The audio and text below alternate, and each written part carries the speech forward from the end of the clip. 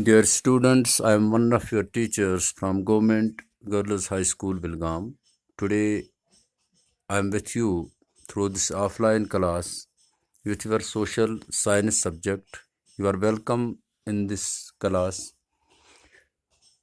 Presently, our chapter is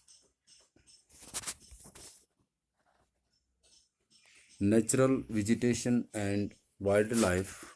This is from the geography part of your social science subject. You know that your geography book is India Contemporary. This is the fifth chapter of this book that we are reading these days. Today, I have selected a portion from this chapter that I will share with you.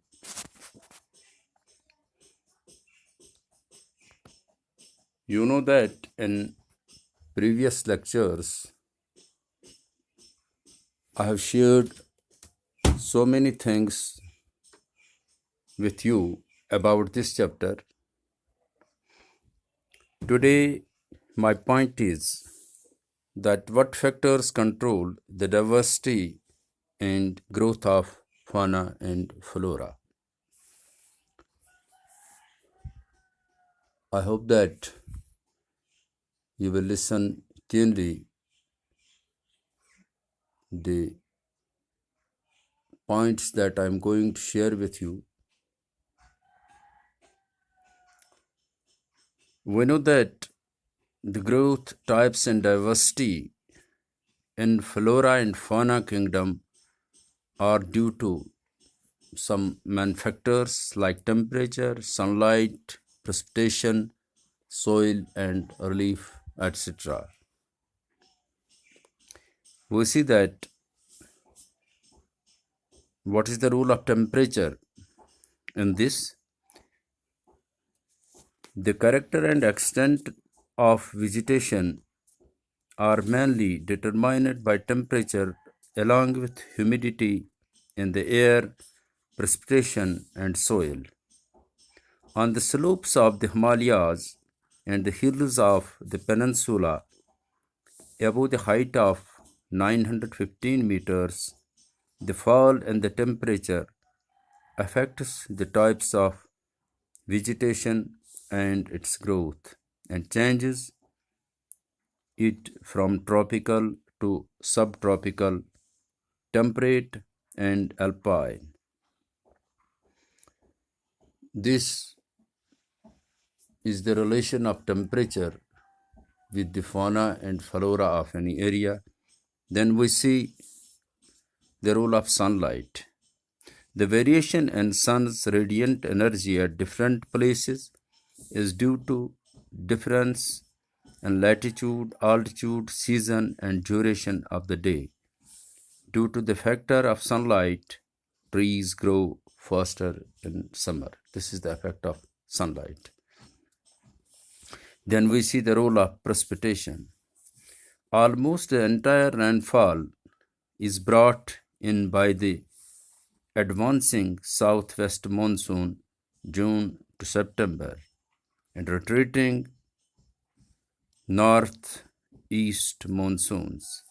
Areas of heavy rainfall have more dense vegetation as compared to other areas.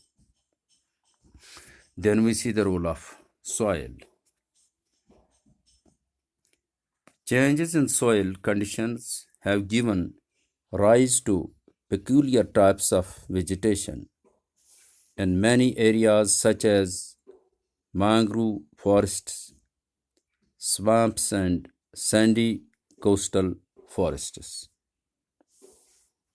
Now we will try to see that what is the role of relief in this in forming the fauna and flora of any area. It is another important factor affecting vegetation, plants,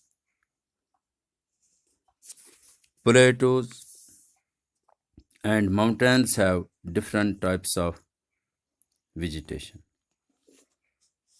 So we see that the vegetation or the fauna and flora is not same in all the areas. It varies from area to area. So this factor relief is concerned with this. We see the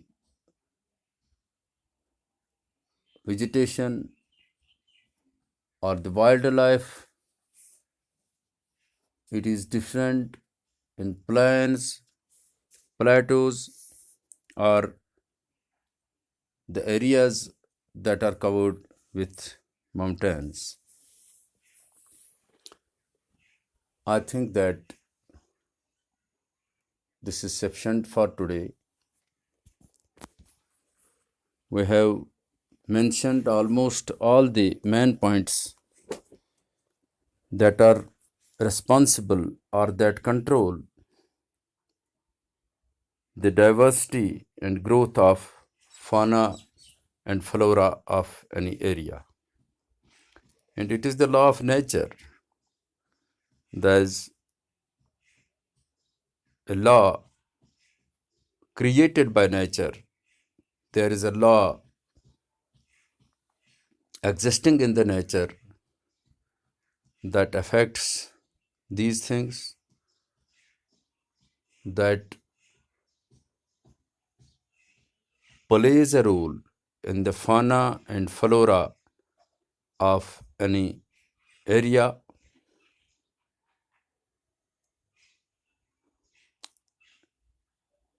All this is in front of our eyes. We can also describe these things, mention these things in our own words as well. But here, as per the syllabus of our class, we have to remain within the parameters of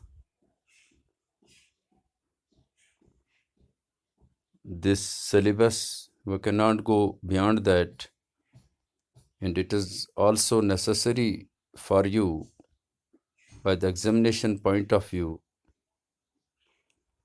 whatever we are asked, we have to answer that. We have not to go and use this lengths.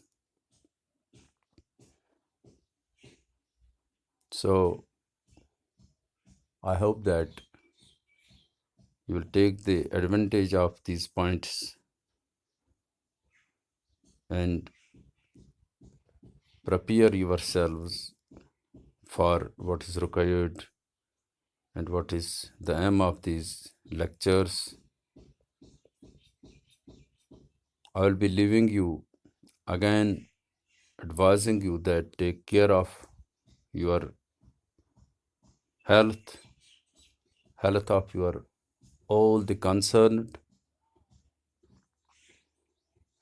because still we are under the threat of COVID-19, and with the same be in touch with your books so that in future you may be able to face any of the examinations.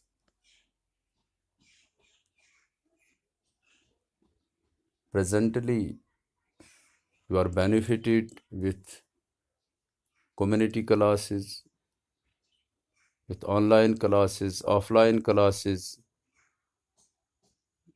Different ways are created to help you, as we see that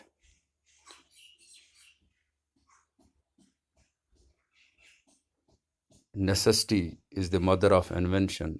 So various means are created to help you. You have to take the advantage of these things,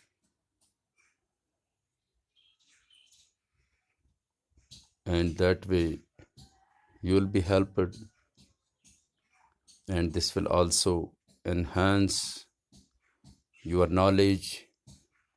As I have already told you that I want to see you as very good students of social science in future. Wishing you all the best. I'm leaving you. We'll be meeting again with more information about this chapter. Have a nice day ahead. God bless you. Take care of your health and also the health of others. Thank you. Bye.